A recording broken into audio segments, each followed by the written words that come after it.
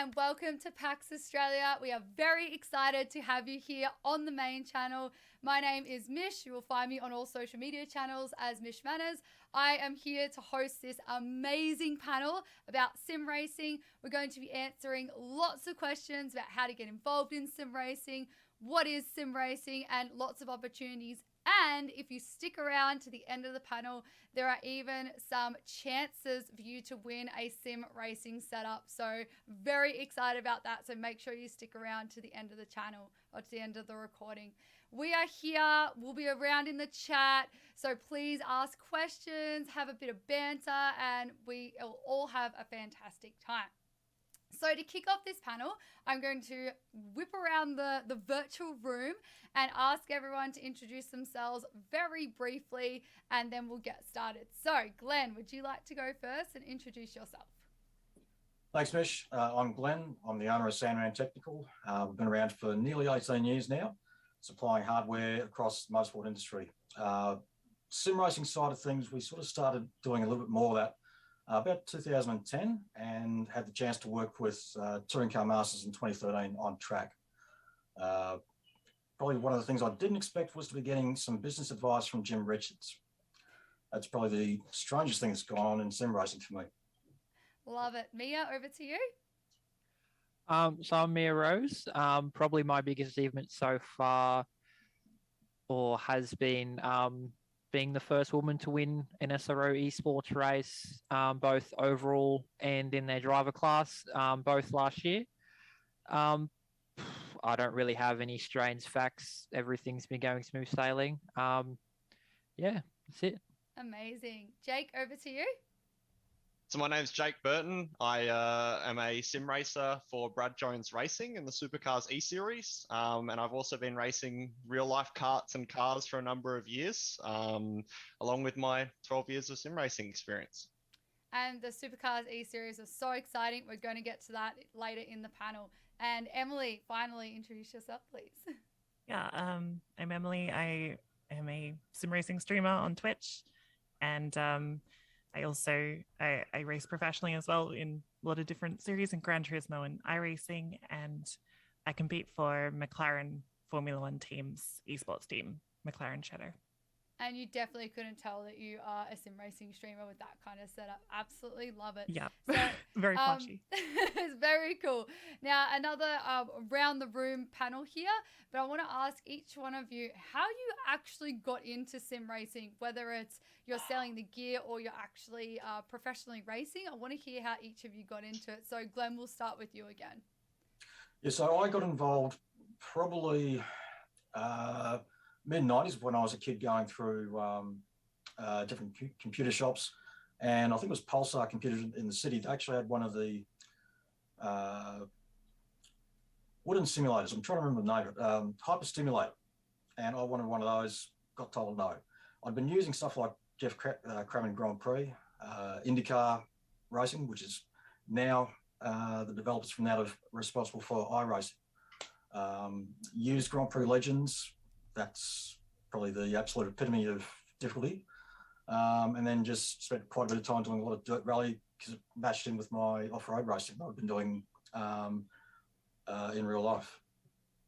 We're going to come more to this whole digital, physical, and real life versus sim racing. So that's going to be a really exciting discussion later. But Mia, how did you get into sim racing? Like most sim racers, sort of had an enjoyment for motorsport, was involved in it casually through motocross. Very weird.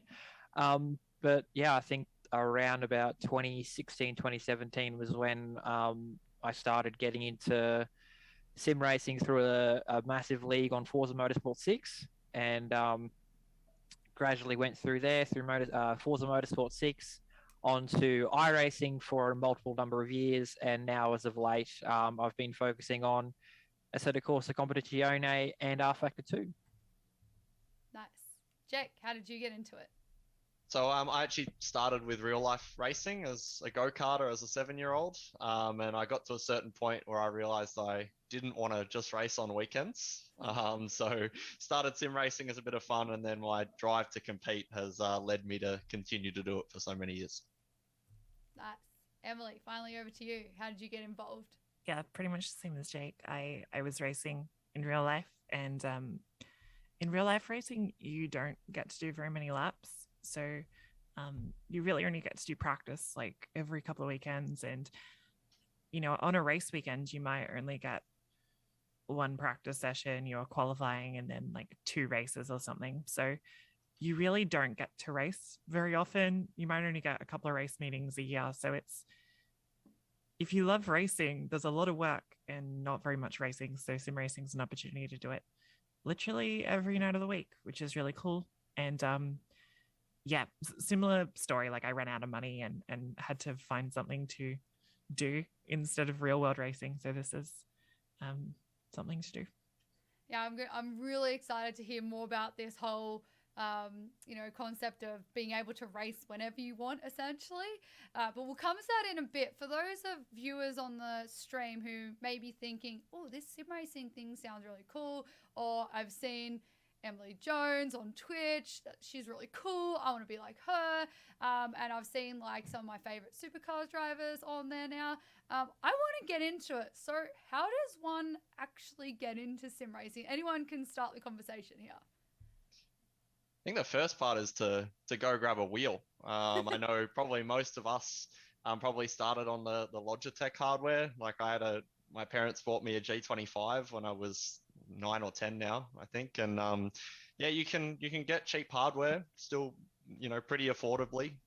So even if you just go to like a local gaming retail store or JB Hi-Fi or something, you can go and buy a wheel and buy a cheap title, or even through console nowadays. Like you can pick up a PS4 and play Gran Turismo and a controller, and it could all start there. So get the hardware. That's the first step. We might go to Sandman because he's the one who actually sells a lot of the hardware. So what kind of hardware and things do you recommend? Look, for the first part of it, I'd actually recommend people don't go and buy everything outright. Mm-hmm. Part of the problem is you look through online, like eBay, Gumtree, Facebook Marketplace, the stuff will come up all the time because you'll see in the description, bought it 5 months ago, haven't used it.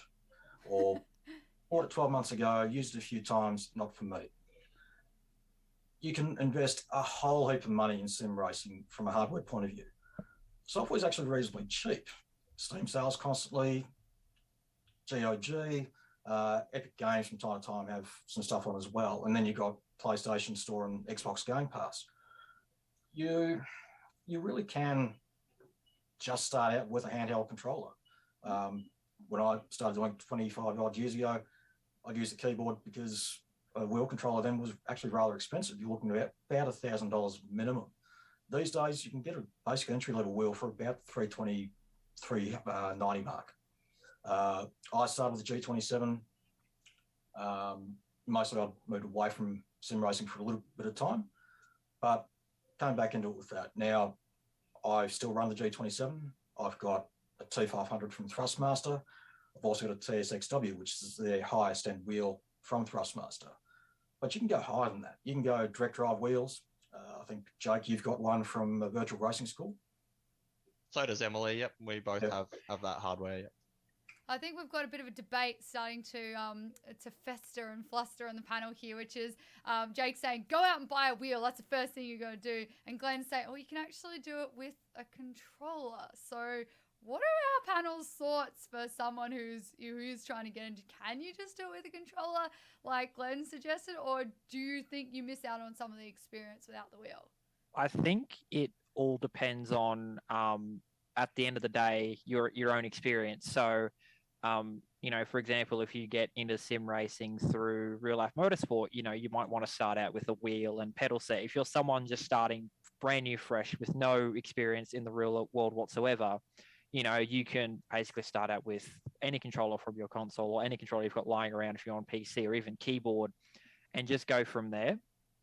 And also another thing I want to add as well, if you are starting out in sim racing and you want to, you've gone from the keyboard or the PlayStation controller to a wheel, I personally recommend something that's within your budget range. You don't want to go straight out with Hoskenveld Ultimate Plus pedals, which is like the high end of pedals, and Virtual Racing School direct drive wheel. You want to have something that you can get used to, the feeling of it first, because that's the thing. If you're coming from, especially from real world motorsport, you lose one of your senses in what the car is doing, through the basically through the seat. So you only get your feeling through the pedals, not the pedals, sorry, through the wheel and what you see through the screen.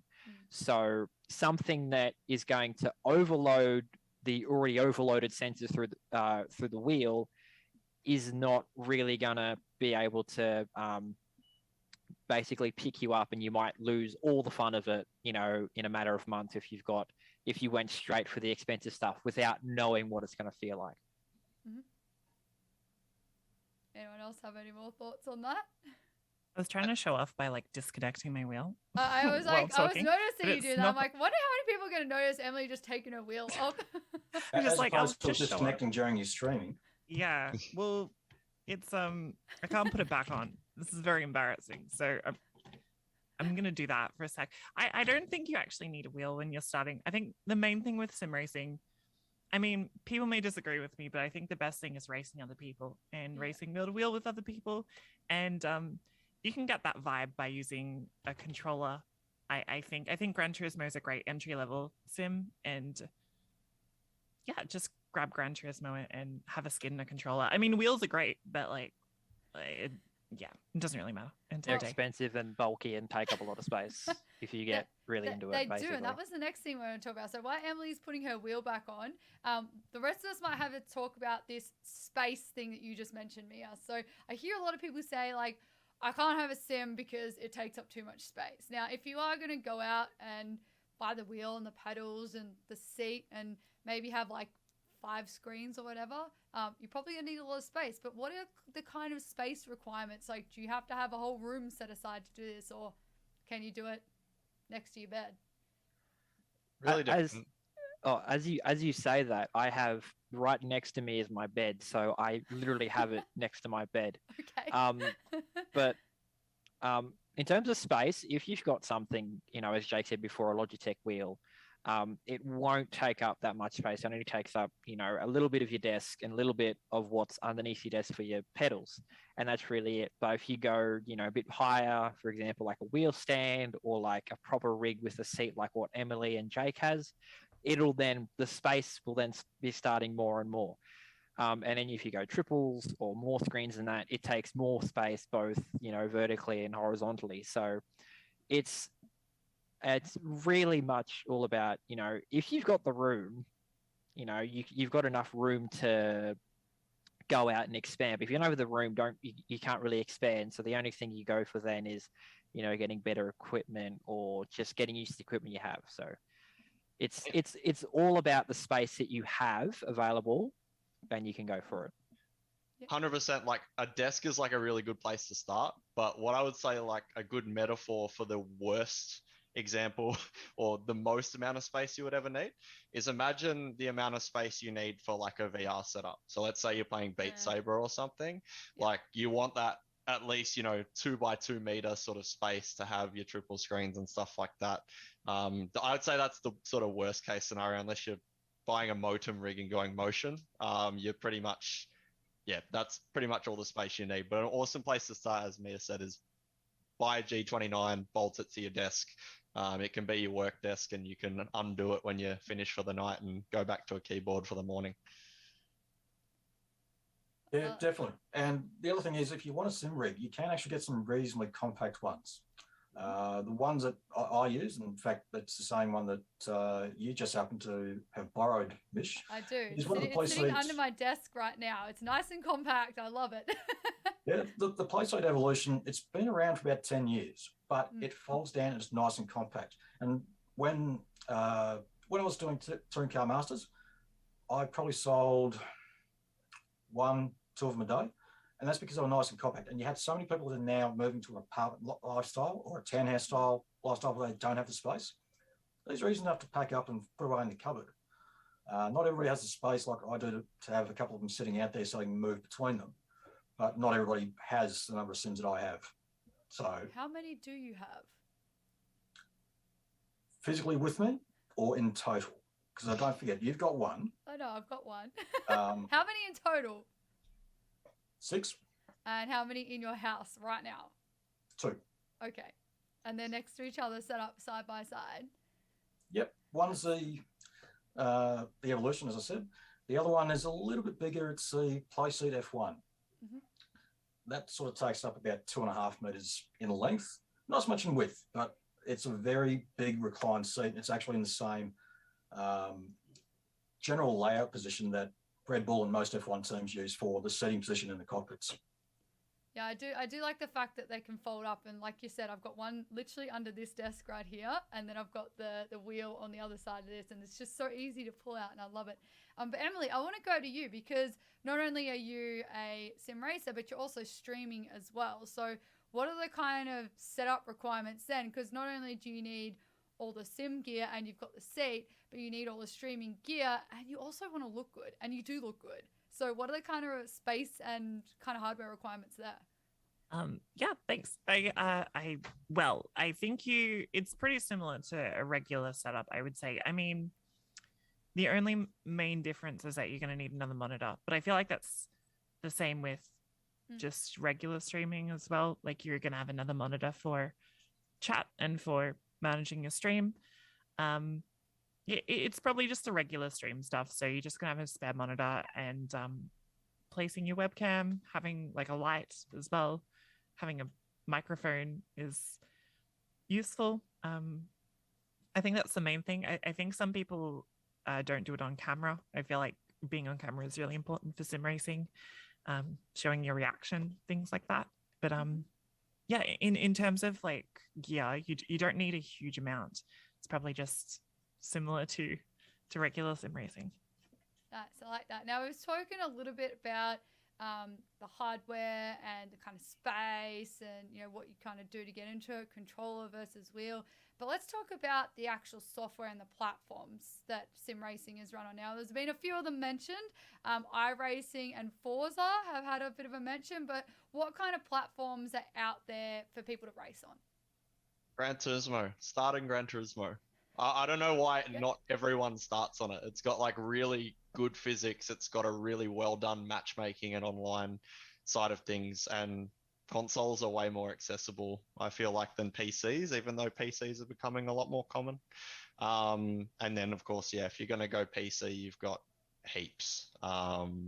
People usually don't recommend starting with iRacing, but I actually say do it because the thing is because it's subscription based. Like, if you go buy Assetto Corsa, you've got to spend like $80 outright. Whereas iRacing, you can spend $13 and just try it for a month and see how you go. But yeah, I think Gran Turismo is without a question the best entry level sim racing game that exists. I'm still quite sad that I didn't start on Gran Turismo. I sadly was into the Xbox family way before getting into Forza, but no. Yeah, so there's like on console, there's Gran Turismo, as Jake said, on PlayStation, and there's also Forza on Xbox. There is a couple more sims that are on console. Another example is Project Cars. I actually sort of got my sim racing love from the original Project Cars, which was not at the time I really liked it, and now it's like, but yeah, there's Project Cars both on the Xbox and the PlayStation, I believe. And then on PC, you've got, as Jake said before, iRacing, as I mentioned as well, Assetto Corsa Competizione, and also rFactor 2. Both of those games, or even all three of them, are very simulated, very, very simulated in terms of, what the car will do, the handling model, the time model, are very advanced compared to what the console counterparts have that are very mainstream. And there's also a couple others, the original Assetto Corsa is still kicking around. That is probably the one, if you want to race anything, anywhere, anything that comes to your mind, someone has done it in Assetto Corsa. And I don't think there's really any other ones off the top of my head as of now, but yeah, I think if you get on a PC, if you've got a big enough hard drive, and if you just want to drive stuff, Assetto Corsa is a really good place to start. the original Assetto Corsa, it's just got so much stuff, so many tracks that you can mod in from other people. It's just basically a paradise if you want to drive anything, anywhere at the click of your fingers. I might just throw a few others in. When we're talking about like iRacing and rFactor, the Assetto Corsa ones, we're more sort of talking about tarmac stuff. If you want to do, say, some off-road stuff, you can use any of the dirt series, even the Dirt Rally 1, Dirt Rally 2. And then there's some other sort of offshoots from some other titles. One that's really growing in Europe is the European Truck Racing Sim, for instance. That's a whole other community to look at. But we're just sort of now in the debate of, do you want to go full simulator? Do you want to go a simcade, a crossover between a sim and an arcade game, or do you want to go full arcade? Now, full arcade would be something like Grid. Grid's part of the Codemaster system, and you could almost sort of say F1 is sort of the simcade step up from that. It's not a full-blown sim, but it's also not a full-blown arcade title. So, and each of those are available across all the platforms. So very cheap and easy starting point for them, and you can pick them up for mere pittance really on sale or even just normal pricing. So realistically, find something you love. You know, if you don't like doing supercars, go Porsches. If you don't like doing Porsches, go rally driving. If you don't like rally driving, go open wheelers. There's a whole range of different concepts out there that you can chase, and even kart simulators these days. I think there's too many sims. I don't know, unpopular opinion here, but sim racing's a pretty small community. I feel like as an esport, well, probably at a kind of professional level, I feel like it's quite small compared to your other esports. And it is great that we have all these sims, like pushing each other, and competition is amazing. But it's frustrating that we have like essentially 4 games doing the same thing, like exactly the same thing. Essentially, they're not even like that different in a lot of ways, which is, it's frustrating because I feel like we're splintering the community out too little. I mean, like, we're all essentially doing the same thing, and we're all competing in different sims. It would be so cool if there was like one sim that we all competed in. I don't know. This is me like shouting out into the other here, but like the fact that there's like 30 different options is just, there's kind of sucks. Very limited crossover as well. Like there's very few, like even at a professional level, even there's like Emily, funnily enough, is one of the few who's done it, but there's actually very few people who are good in multiple sims. Like there's a few come to mind, like Josh Rogers and Dane Warren, who are probably Australia's best 2 sim racers. So cutting it in ACC against Mia one night, and then in iRacing against Emily and I another night. So some of them can do it, but for the most part, there's almost like this bit of hatred between titles where, you know, it's you know, my game's better, not yours, sort of thing. So not to turn people away from sim racing, but the idea is try every sim and see which one you like, and even if it's multiple, just do what you enjoy, as Glenn said. Try them all. So what would be the 4 that you would group together, you would think are all doing the same thing, Emily? I mean, it's things like, I guess you could say iRacing, the original Assetto Corsa Competizione, and rFactor 2. All of them, you can drive a Porsche Cup car at Monza. You can do it in all of them, and they'll all be trying to do the same thing. It's not like, I'm having a rant here, I really shouldn't be doing this, but it's not like it's like shooters or something where you have like Valorant or Overwatch and CSGO. They're all trying to do different things. It's like all these games are trying to simulate it as realistically as possible. And you know, there's good parts to different sims. Like each sim has its strengths and its weaknesses. But yeah, if you can get sims for cheap to try them out, definitely do it, and kind of work out which ones you love, I guess. Awesome. Okay, so we'll come back to a few of these things. We'll come back to, you know, the simulation of realistic driving. We'll come back to competitive esports, because that's something that I really want to touch on. And we'll come back to a few of the other types of sim racing you can do as well. But Jake, you mentioned one as well. You mentioned, you know, starting out, just go for Gran Turismo. But we've got a lot of people who are going to be on this and in the chat thinking, I want to get into sim racing. So we've given them, some ideas on the hardware to go with. We've given them some ideas on, the various and potentially too many sim racing platforms out there. But what kind of tips do people need to keep in mind, or, things that they might want to think about as they're getting into sim racing? I think it's sim racing as a esport is much like any other esport in that it takes a lot of time. So my advice would be walk before you run. So a lot of people get into sim racing. Funnily enough, it's becoming more and more popular, especially since sort of the pandemic and stuff like that. So a lot of people, watch Supercars E-Series or watch Porsche Esports Super Cup or whatever and go, hey, I'm going to try and do that.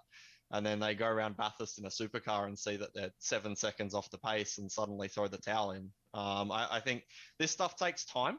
So, each sort of sim has its own progression. So, for example, you go play iRacing, they make you start in a little Mazda MX-5. You go play Gran Turismo, and you're ranked against people who are much slower than the professionals at first. So my advice would be, don't forget why you started, which is to have fun.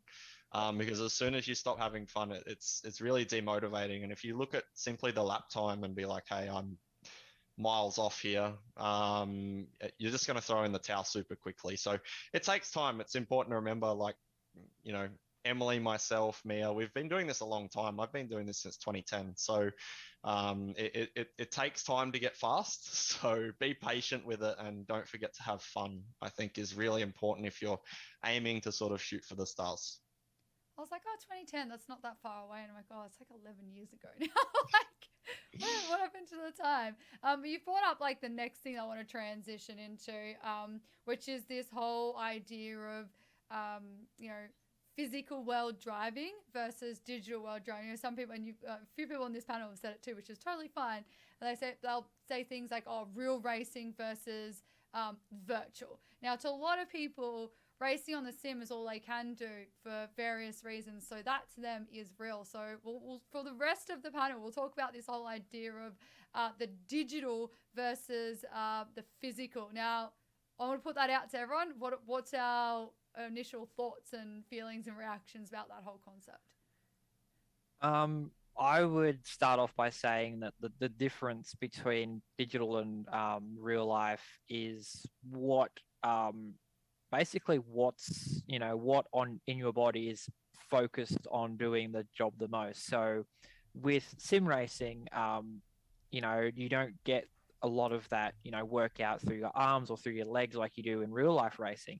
So most of the work is through your head, because you're always decision making, and also because you're, as if you're a beginner or if you're someone who's driving by yourself, you've got to be your crew chief, your spotter. You've got to be every support group or every support person around you while also driving the car.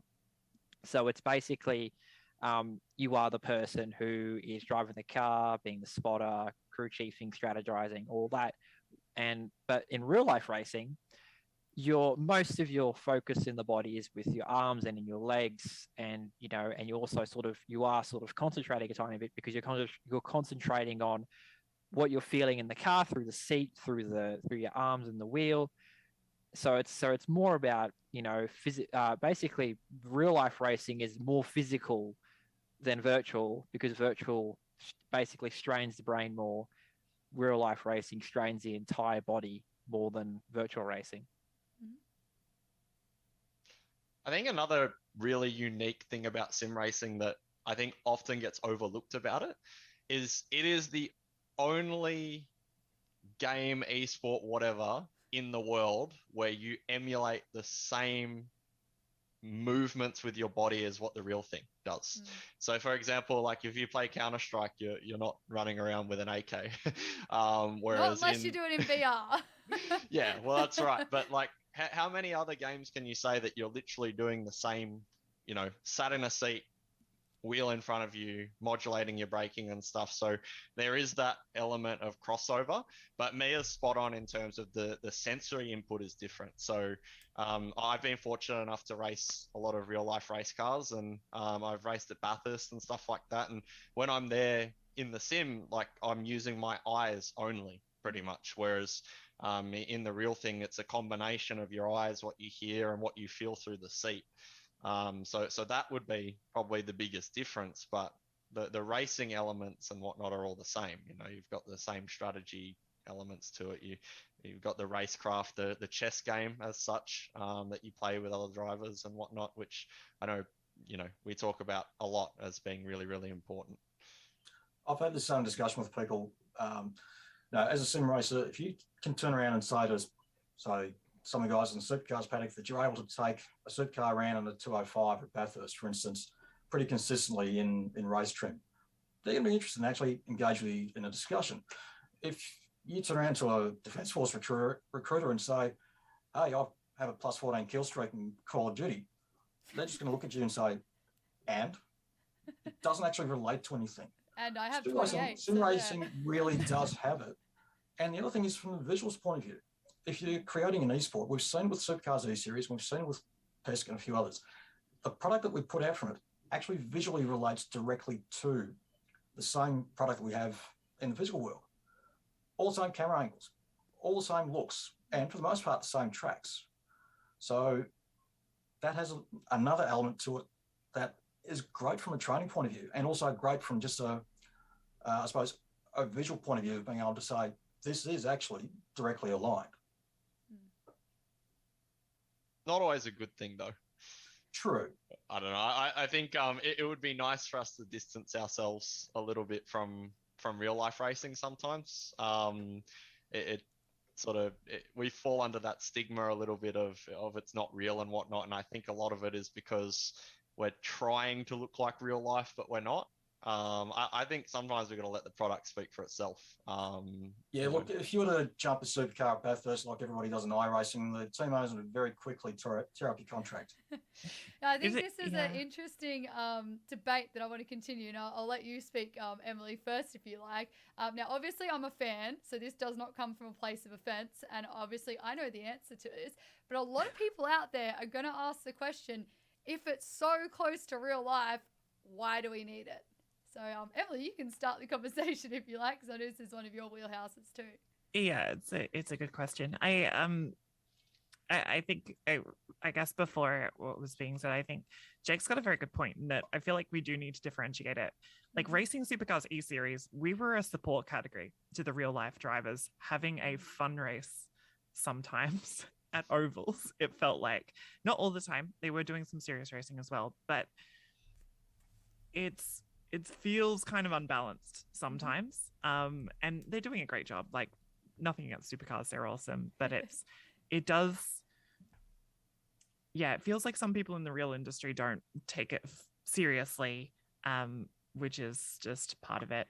I feel like it's the reason this does exist is because real life racing is so expensive, as most people are aware of. But if you're not aware of, race drivers don't just like get paid to race generally. Like, most race drivers in their career pay to race. If you're going to make it to Formula One, you need to pay your way through Formula 3 and Formula 2, which is $1 million for a season. Money. It's a lot of money. About $30 million, actually. Yeah, it's crazy. Yeah. Well, yeah. Anyway, basically, you have to pay a lot of money. So, this is why this exists.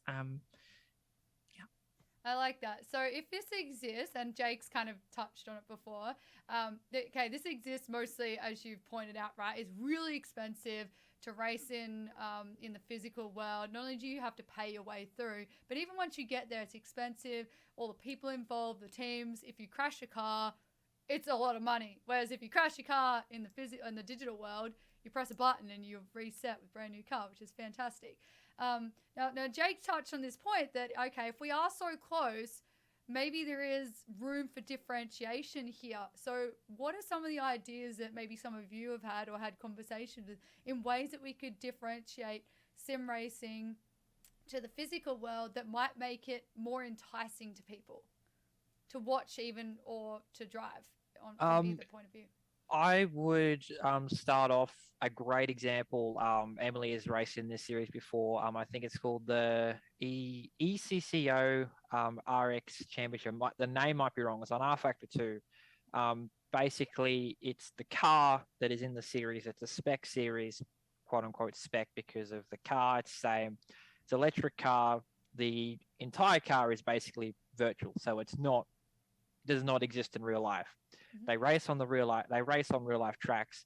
The format is sort of, if you are in a motorsport like rallycross, there's 2 heats, and then there's a final. So it's sort of, you get multiple races a night. And that series is sort of one of the only ones out there that are really have got sort of an audience to it, people behind it, that are showing off that sim racing can be its own thing in terms of what the racing series is doing, what the cars are. And there's a lot of sims out there, plenty of sims, plenty of games that have got things that are only in that game alone, don't exist in real life. For example, the best example is Gran Turismo.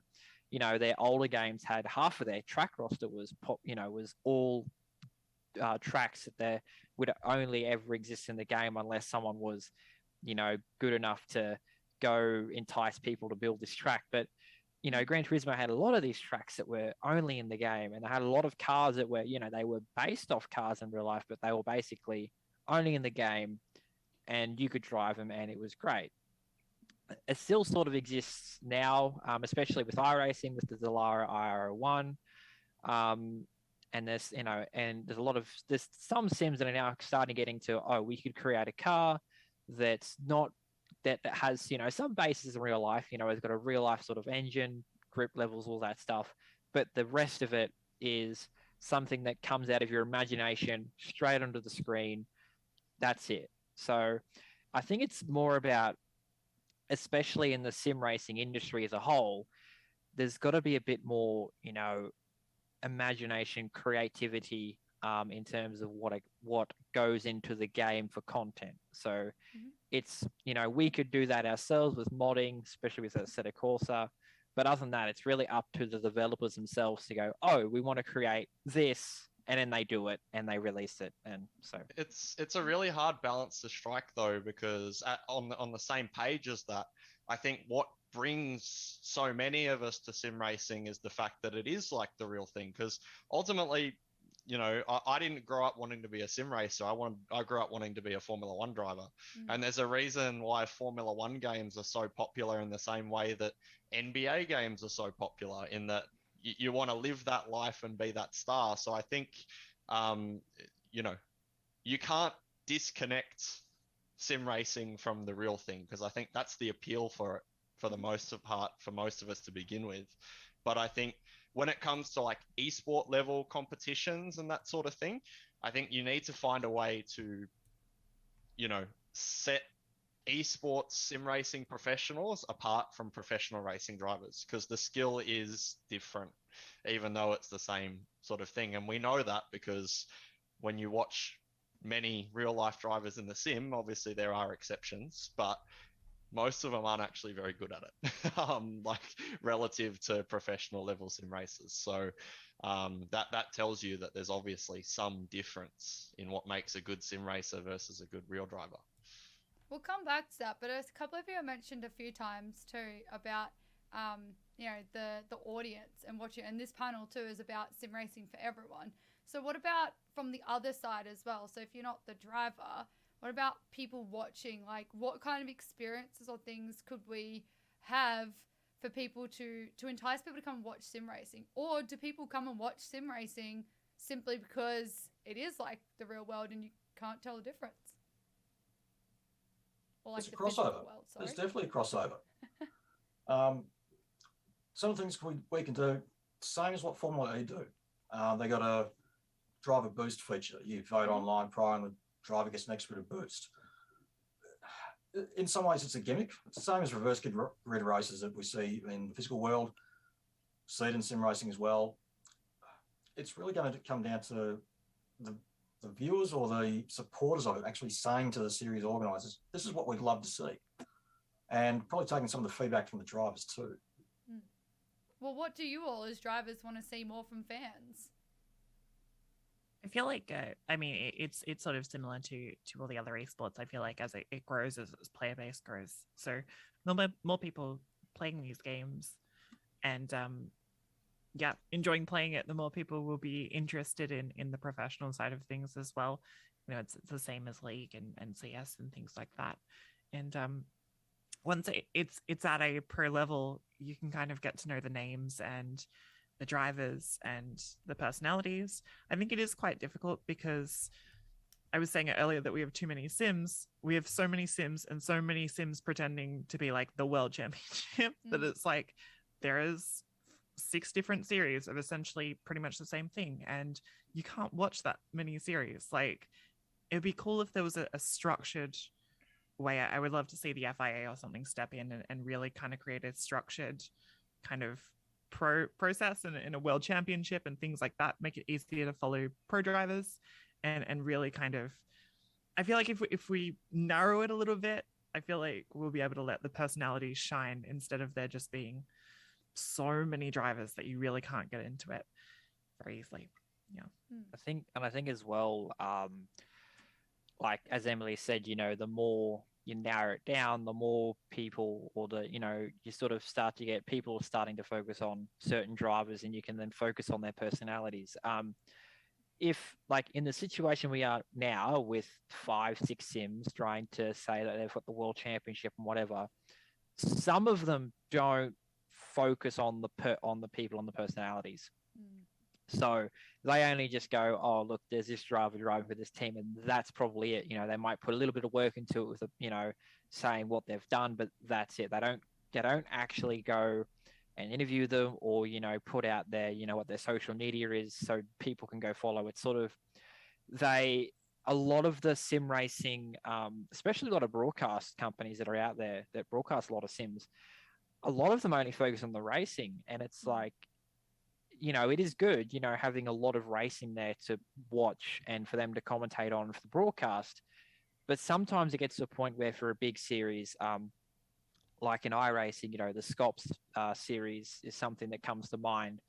You know, it's sort of, it comes down to the broadcasters where they probably should be starting to try and focus on the personalities in the sim. You know, Supercars E-Series, I think, did it really well. They might have not went and done information and research on the drivers in their series, but they sort of, you know, brought them into light and said, okay, you know, this person drives, and especially driving for real teams like Jake Burton was with Brad Jones Racing. It's very much, you bring the drivers out, you know, you talk to them, interview them, you know, go on with their social media, and then the people will start going and they'll start focusing on those drivers. And it's sort of, you know, back to the real versus virtual. It's like Formula One. Formula One have done so much to focus and get a personality basis off the driver. And then people go, oh, this driver is, you know, sort of what I like as a personality, and they go follow them. And that's what something that us as a sim racing community need to do more, is focus on the drivers, try and build up a personality for them. And then people will start following, and then that will start to dribble down to other leagues and other series and sim racing as a whole. Another thing that's difficult. Yeah, sorry, go Emily. Yeah, sorry. We don't have LAN events. We don't have live events. I feel like that really hurts the esport as a whole. The other esports do live events. You can see them. You can see the teams competing against each other, and that adds a lot to the event, I really feel. And sim racing, we don't have that. We have like 2 events that try and do that. We have Sim Racing Expo, and we have like the Gran Turismo World Tour, who are not kind of happening live at the moment. So I feel like more of that would be great. Well, I was gonna say too, like, to riff on Mia's point, like, people follow Lewis Hamilton not because he's a driver, but because he's a personality, right? And like Daniel Ricciardo, like, he's so fun and exciting, and sure, he's a great driver, but he's like really fun and exciting to follow. So I think, like, you're right, like having those more IRL type events, like where physically in person we can go and watch the sim races, talk to them afterwards, you know, have like little fan clubs and groups around that would totally go a long way to helping that. Because I mean, why do people like, you know, the Grand Prix and the Formula One? It's not just because you can sit there and watch it on your screen, it's because you can actually go to the Grand Prix and go and see a Formula One race. So I think you're all right on those points. So did anyone else want to bring up any final points on that little part before we shift gears slightly into some of the opportunities available? All right, so a few of you have touched on it. Jake, you've mentioned that Emily is racing for McLaren Shadow. We've had a little bit of conversation around a couple of the events. The supercars been mentioned a few times. But what kind of opportunities are out there for people who might be thinking, hey, I want to try this sim racing thing, and hey, I'm actually really good at it, and I want to know what opportunities are out there for competing and being more of a professional, as you've mentioned, Emily. So what are the kind of opportunities out there? Let's start with the opportunities in this region, and then we'll move out more broadly. Easiest one's Gran Turismo. Like their World Tour, World Finals process. It's probably actually better to pass to Emily on that, as she's qualified for that championship. But I think, you know, other things like Supercars E Series and whatnot, there's financial limitations. Like there's a selection process. It's almost a lot more like real life racing in that it's not necessarily always the best driver who gets the best opportunity. So yeah, I think, yeah, definitely some words from Emily, I think, on the Gran Turismo side of things would be probably the way to go. Yeah, Gran Turismo is a great example. I feel like there's it's sort of like it goes back to there not being that very many LAN events. I feel like the community is so small. We're competing against internationals so often. It's really easy to become involved internationally before you're involved locally, I feel like, in sim racing. So it's like every other esport. If you've got a very high elo and you're competing high up in essentially solo queue racing, basically, like in official racing on iRacing or at other places, eventually teams will start to notice you and you'll race against people, and you can kind of be like, hey, do you need a driver? And that's how you jump in. Yeah, Supercars E Series is great. SRO is great. Gran Turismo World Tour. You can go overseas. There's so many racing series. There's a lot. Yeah.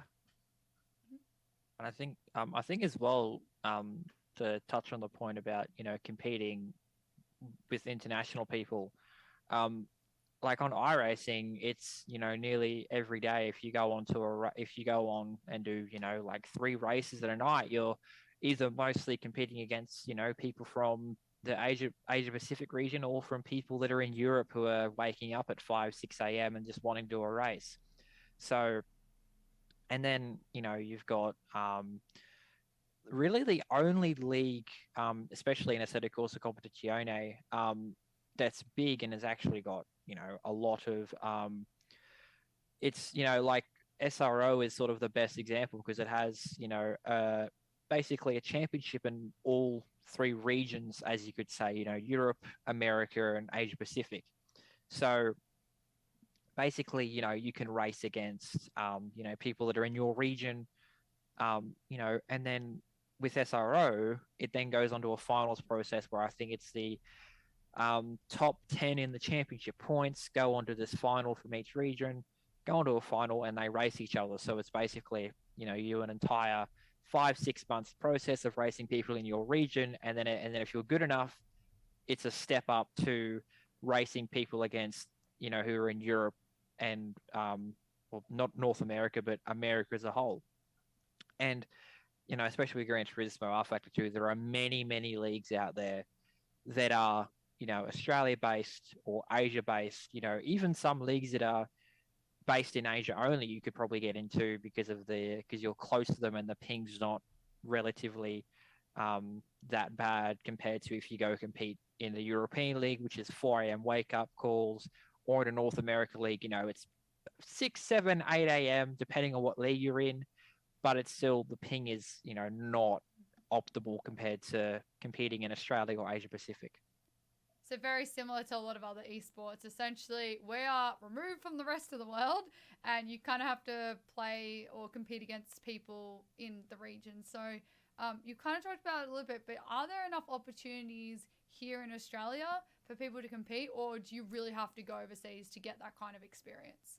There's probably 2 or 3, I would say, that are, you know, classed as being really good, but it's the same with real life motorsport.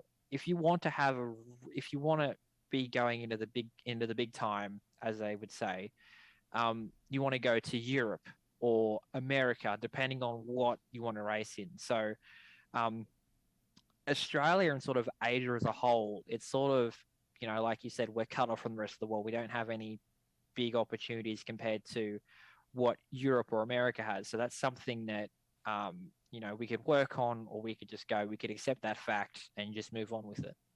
Mm-hmm. Yeah, I agree. There's more competitive racing over in Europe, but I don't know. It is cool that I feel like we can compete fairly well. Like, I don't know, other esports, we're great on the world stage, but arguably Australia's got the fastest sim racer in the world right now competing in Europe, which is fairly nuts. Like, I don't, we're sending teams to worlds and league, and we've got, CSGO teams that can hold their own on a world stage. Mm-hmm. But we're actually really strong as a region in sim racing, which is something that's pretty cool. Nice. Anyone else want to add anything to that? Awesome. Cool. We might shift gears in the last 10 minutes and talk a little bit about, again, it's been brought up a little bit, but talk a little bit about some of these professional physical world drivers also popping up on the sim racing scene now. There's a few names that come to mind: Shane Van Gisbergen, Scott Pye, Richie Stanaway, and a few others. But also Jake and Emily, when you were going through the Supercars Esports series, one of the rounds, the Enduro round, you actually got to compete with those physical world drivers. So maybe we'll talk about that as an experience first before we jump into some of the drivers that pop up in both scenes. Experience matters, I think, like in terms of how good they are.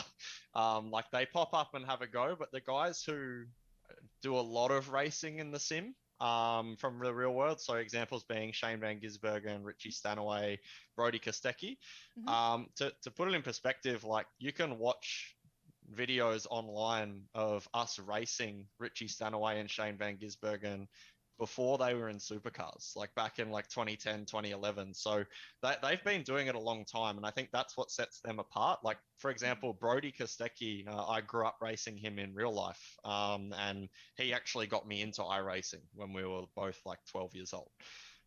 So they've been doing it a long time. I think the guys who, like the Scott Pies, etc., who sort of just do it recently because of the whole pandemic and whatnot, they certainly get their head around it, but not on the same level as the guys who have had a lot of experience, I think.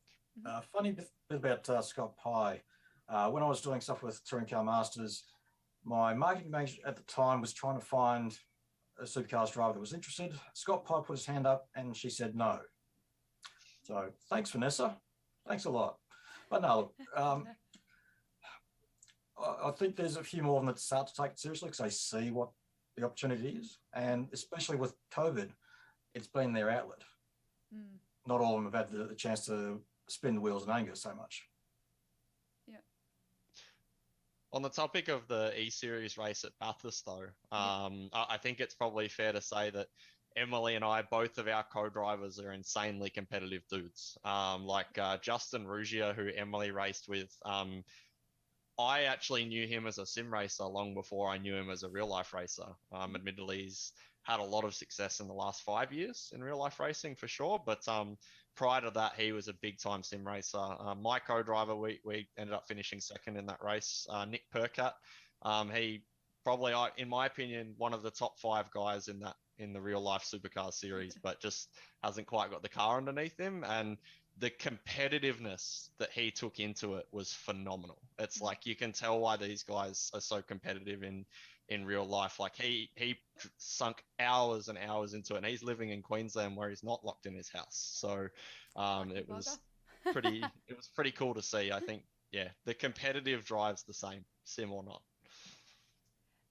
So if they ran the E-Series or the Supercars E-Series again, which they probably will, considering this would be the 3rd time around, what would you like to see differently, or what would you like to see stay the same from any of you? Because Mia, you watched, Glenn, you watched, and then Emily and Jake, you were both part of it. Our series be standalone. Okay. Yeah, Definitely. get us away from the supercars, guys, because it you know, with all due respect to the supercars drivers, that's not their bread and butter. They're racing drivers, not sim racers, and it would be a little bit like if you went to the AFL Grand Final and the full-time players were playing in the Auskick game and the Auskick guys were playing in the actual Grand Final. So I mean that with the most respect possible, but it's like the attention was on them when I think we were actually putting on a much better show. So yeah, that would be my number one request for supercars. I would agree with that as well. When I would watch the E series, most of my attention was always on, the first race of the night, which was like, oh, it's like, the support race to the real life drivers. And it's like, no, you put more focus into them. They're like the ones who are doing this, nearly for a living. And they're just going out there and they're, putting their heart and soul into it. Just, because being on national TV is like, oh, that's amazing. And if having your name on there is even better, because then you can get your family to watch it and they can laugh at you if you put it into the wall. But anyways, I think honestly, supercars, either need to put less focus on the real life drivers and put more focus on the sim drivers, or even just have like a little mini race at the start or even during the middle of the broadcast for like, people who come in from like a hot lap qualifying standpoint. They do like a hot lap or whatever, like a week before they come in and do like a 20-minute race or whatever in the supercars, because then it allows to grow the sim racing community, because then the people that are watching are like, oh, there are more sim races than the 23 we had in the first race of the night. So it's just more about trying to put more light on sim racing as a whole is what supercars need to do, instead of going, we've got the sim races, but then we also have got this massive show of, oh, we've got the real life drivers doing it virtually. And it's like, okay, so what else? And speaking of that, in the last, we've got a couple of minutes left, but speaking of putting your names out there, where can we find you all and follow you all? So we'll start with Emily first, because you're the streamer. So where can people go to, fan out and geek out and watch you race? So twitch.tv/Emre, so EMREE is my Twitch channel. And I do lots of racing. I'm currently playing Gran Turismo 3, which is a very serious game, and I'm playing on controller. It's a lot of fun. Go follow check me out there. Yeah. Jake? Thanks. So I got a few. I don't have a Twitch channel nowadays, but just Jake Burton Motorsport on Facebook. Emily and I are in the process of building a Hyundai Excel race car to actually go play real life race cars. So you'll probably be able to see that there when we're out of lockdown and can go spin tires with that. Very nice. Mia? So my main social media is Twitter, so it's just at @1rosymia. I'm probably in the chat speaking, so if you see that name, that's how it is also spelled on Twitter, just 1rosymia. I do have a Twitch, same name. I don't really stream there a lot. I think that's really it. So yes, follow me on Twitter. Follow me on Twitter at 1rosymia, please. Awesome. And finally, Glenn? Yeah, so you can just hit us up on Twitter at Sandman Tech. Sign for the domain name, sandmantech.com, and go from there. Awesome. And in 30 seconds, because we've got our dying 30 seconds here, Glenn, people can win a sim rig from you. What is the go there? How do they win it? And what are they looking out for? So from tonight, you can go to sandmantech.com, and on the main page, you'll see a link to a survey. Very simple survey, just to get a bit of feedback on what the panel was like. Do you want us to do this again next year, or something even away from PAX? And then you've got the option at the end to leave your name and contact details, and we'll draw the winner from that in 2 weeks' time. Awesome. So go check out Sandman Tech on websites, put your feedback in, and you can go on the draw to win a sim rig, which is very exciting. Now, I want to thank every single person who is here in the chat with us, who followed along, maybe who's watching after the fact as well. Thank you all so much for tuning in. It's been super exciting to bring sim racing to everyone. And most importantly, I want to thank the panel as well. So thank you to Glenn, Mia, Jake, and Emily for coming on, sharing your expertise, talking about the pros and cons of sim racing and controllers versus wheels and which platform to play and all that kind of stuff. It's been really exciting. And thank you also to PAX for having us and hosting us and allowing us to put this on. So looking forward to seeing you all, hopefully IRL next year. Hopefully we'll be able to do this all in person. And as Emily said, hopefully we'll be able to a lot more in-person events and sim racing events next year. So thank you all so much, and we'll see you all next time.